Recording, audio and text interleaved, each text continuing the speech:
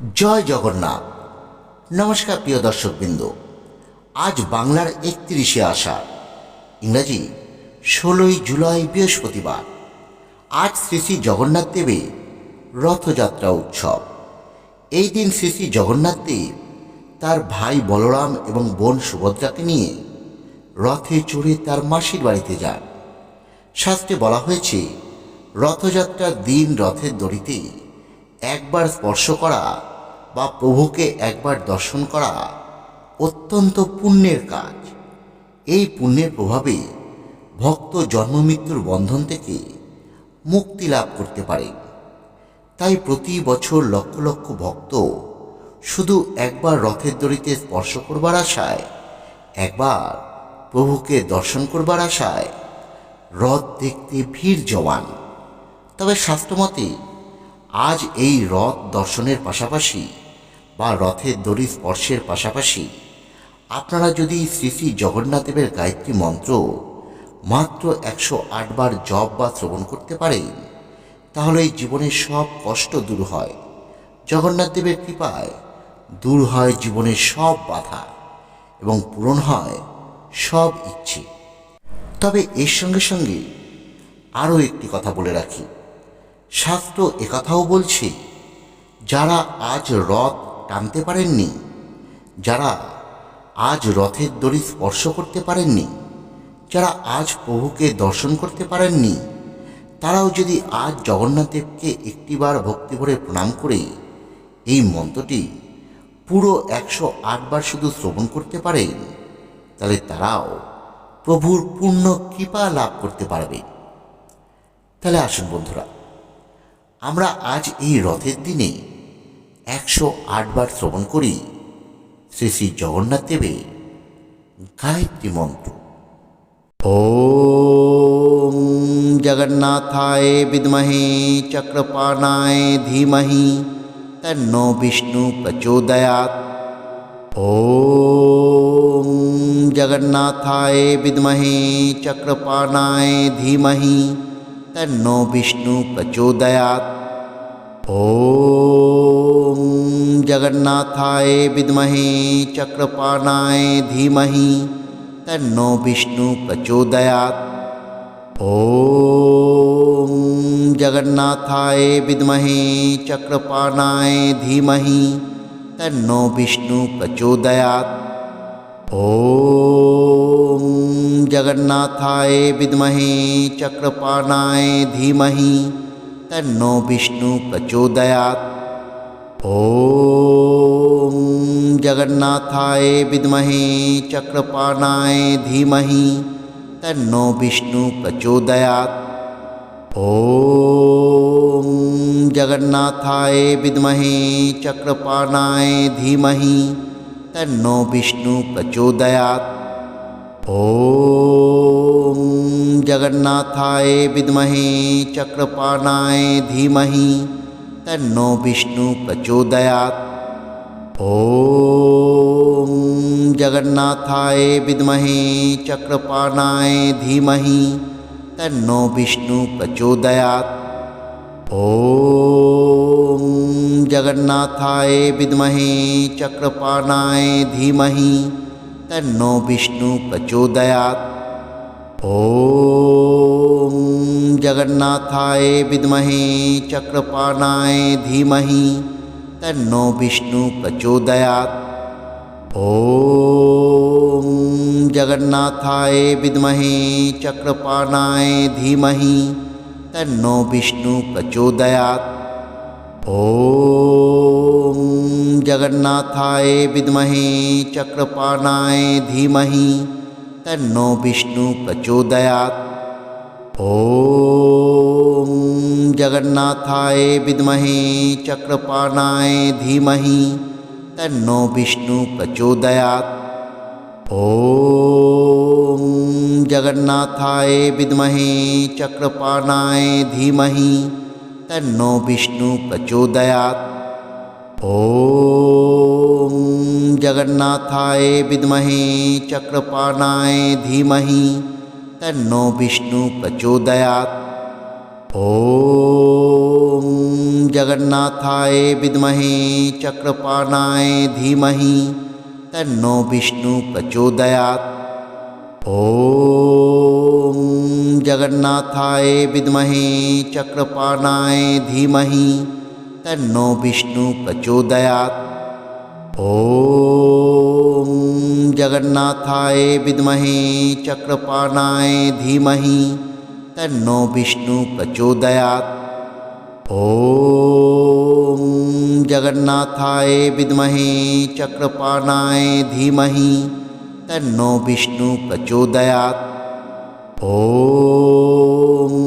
जगन्नाथाय विद्महे चक्रपाणाय धीमहि तन्नो विष्णु प्रचोदयात्। ॐ जगन्नाथाय विद्महे चक्रपाणाय धीमहि तन्नो विष्णु प्रचोदयात्। ॐ जगन्नाथाय विद्महे चक्रपाणाय धीमहि तन्नो विष्णु प्रचोदयात्। ॐ जगन्नाथाय विद्महे चक्रपाणाय धीमहि तन्नो विष्णु प्रचोदयात्। ॐ जगन्नाथाय विद्महे चक्रपाणाय धीमहि तन्नो विष्णु प्रचोदयात्। ॐ जगन्नाथाय विद्महे चक्रपाणाय धीमहि तन्नो विष्णु प्रचोदयात्। ॐ जगन्नाथाय विद्महे चक्रपाणाय धीमहि तन्नो विष्णु प्रचोदयात्। ॐ जगन्नाथाय विद्महे चक्रपाणाय धीमहि तन्नो विष्णु प्रचोदयात्। ॐ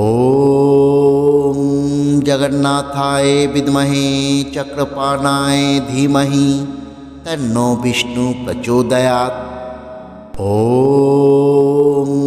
जगन्नाथाय विद्महे चक्रपाणाय धीमहि तन्नो विष्णु प्रचोदयात्। ॐ जगन्नाथाय विद्महे चक्रपाणाय धीमहि तन्नो विष्णु प्रचोदयात्। ॐ जगन्नाथाय विद्महे चक्रपाणाय धीमहि तन्नो विष्णु प्रचोदयात्। ॐ जगन्नाथाय विद्महे चक्रपाणाय धीमहि तन्नो विष्णु प्रचोदयात्। ॐ जगन्नाथाय विद्महे चक्रपाणाय धीमहि तन्नो विष्णु प्रचोदयात्। ॐ जगन्नाथाय विद्महे चक्रपाणाय धीमहि तन्नो विष्णु प्रचोदयात्। ॐ जगन्नाथाय विद्महे चक्रपाणाय धीमहि तन्नो विष्णु प्रचोदयात्। ॐ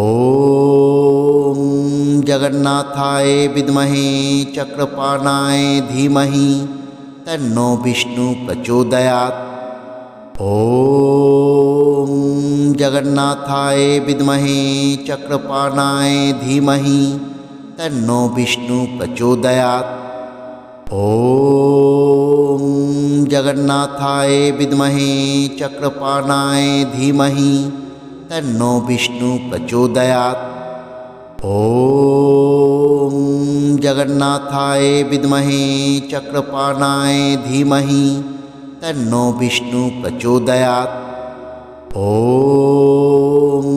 जगन्नाथाय विद्महे चक्रपाणाय धीमहि तन्नो विष्णु प्रचोदयात्। ॐ जगन्नाथाय विद्महे चक्रपाणाय धीमहि तन्नो विष्णु प्रचोदयात्। ॐ जगन्नाथाय विद्महे चक्रपाणाय धीमहि तन्नो विष्णु प्रचोदयात्। ॐ जगन्नाथाय विद्महे चक्रपाणाय धीमहि तन्नो विष्णु प्रचोदयात्। ॐ जगन्नाथाय विद्महे चक्रपाणाय धीमहि तन्नो विष्णु प्रचोदयात्। ॐ जगन्नाथाय विद्महे चक्रपाणाय धीमहि तन्नो विष्णु प्रचोदयात्। ॐ जगन्नाथाय विद्महे चक्रपाणाय धीमहि तन्नो विष्णु प्रचोदयात्। ॐ जगन्नाथाय विद्महे चक्रपाणाय धीमहि तन्नो विष्णु प्रचोदयात्। ॐ जगन्नाथाय विद्महे चक्रपाणाय धीमहि तन्नो विष्णु प्रचोदयात्। ॐ जगन्नाथाय विद्महे चक्रपाणाय धीमहि तन्नो विष्णु प्रचोदयात्। ॐ जगन्नाथाय विद्महे चक्रपाणाय धीमहि तन्नो विष्णु प्रचोदयात्। ॐ जगन्नाथाय विद्महे चक्रपाणाय धीमहि तन्नो विष्णु प्रचोदयात्। ॐ जगन्नाथाय विद्महे चक्रपाणाय धीमहि तन्नो विष्णु प्रचोदयात्। ॐ जगन्नाथाय विद्महे चक्रपाणाय धीमहि तन्नो विष्णु प्रचोदयात्। ॐ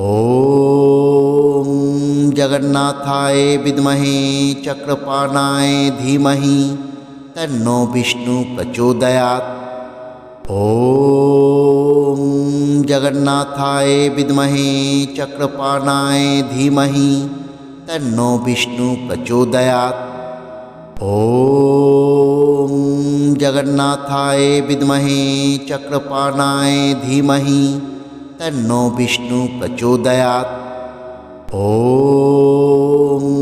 जगन्नाथाय विद्महे चक्रपाणाय धीमहि तन्नो विष्णु प्रचोदयात्। ॐ जगन्नाथाय विद्महे चक्रपाणाय धीमहि तन्नो विष्णु प्रचोदयात्। ॐ जगन्नाथाय विद्महे चक्रपाणाय धीमहि तन्नो विष्णु प्रचोदयात्। ॐ जगन्नाथाय विद्महे चक्रपाणाय धीमहि तन्नो विष्णु प्रचोदयात्। ॐ जगन्नाथाय विद्महे चक्रपाणाय धीमहि तन्नो विष्णु प्रचोदयात्। ॐ जगन्नाथाय विद्महे चक्रपाणाय धीमहि तन्नो विष्णु प्रचोदयात्। ॐ जगन्नाथाय विद्महे चक्रपाणाय धीमहि तन्नो विष्णु प्रचोदयात्। ॐ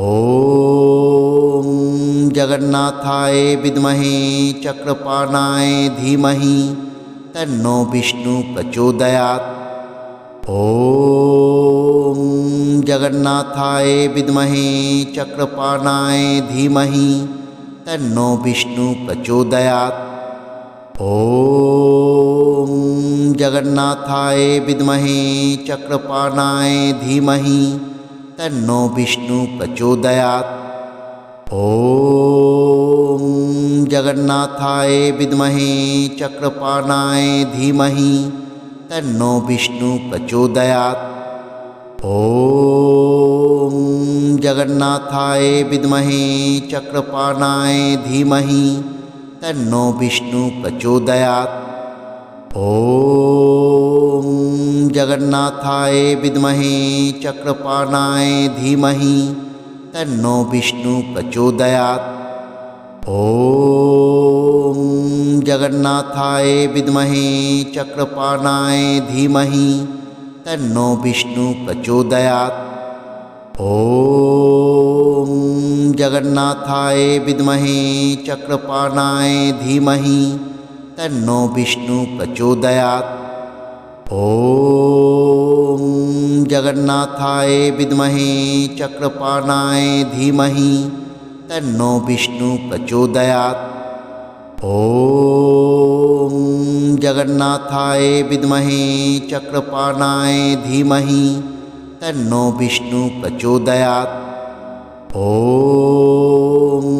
जगन्नाथाय विद्महे चक्रपाणाय धीमहि तन्नो विष्णु प्रचोदयात्। ॐ जगन्नाथाय विद्महे चक्रपाणाय धीमहि तन्नो विष्णु प्रचोदयात्। ॐ जगन्नाथाय विद्महे चक्रपाणाय धीमहि तन्नो विष्णु प्रचोदयात्। ॐ जगन्नाथाय विद्महे चक्रपाणाय धीमहि तन्नो विष्णु प्रचोदयात्।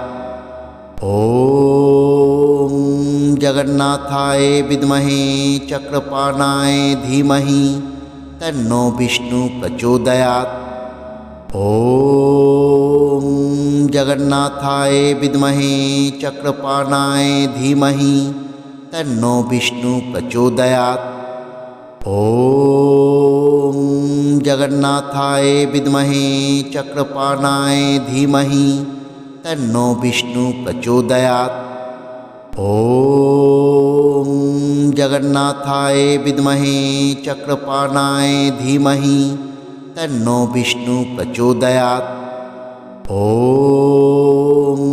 जगन्नाथाय विद्महे चक्रपाणाय धीमहि तन्नो विष्णु प्रचोदयात्। ॐ जगन्नाथाय विद्महे चक्रपाणाय धीमहि तन्नो विष्णु प्रचोदयात्। ॐ जगन्नाथाय विद्महे चक्रपाणाय धीमहि तन्नो विष्णु प्रचोदयात्। ॐ जगन्नाथाय विद्महे चक्रपाणाय धीमहि तन्नो विष्णु प्रचोदयात्। ॐ जगन्नाथाय विद्महे चक्रपाणाय धीमहि तन्नो विष्णु प्रचोदयात्। ॐ जगन्नाथाय विद्महे चक्रपाणाय धीमहि तन्नो विष्णु प्रचोदयात्। ॐ जगन्नाथाय विद्महे चक्रपाणाय धीमहि तन्नो विष्णु प्रचोदयात्। ॐ जगन्नाथाय विद्महे चक्रपाणाय धीमहि तन्नो विष्णु प्रचोदयात्। ॐ जगन्नाथाय विद्महे चक्रपाणाय धीमहि तन्नो विष्णु प्रचोदयात्। ॐ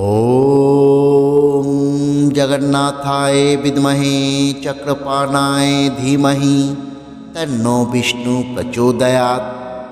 ॐ जगन्नाथाय विद्महे चक्रपाणाय धीमहि तन्नो विष्णु प्रचोदयात्। ॐ जगन्नाथाय विद्महे चक्रपाणाय धीमहि तन्नो विष्णु प्रचोदयात्। ॐ जगन्नाथाय विद्महे चक्रपाणाय धीमहि तन्नो विष्णु प्रचोदयात्। ॐ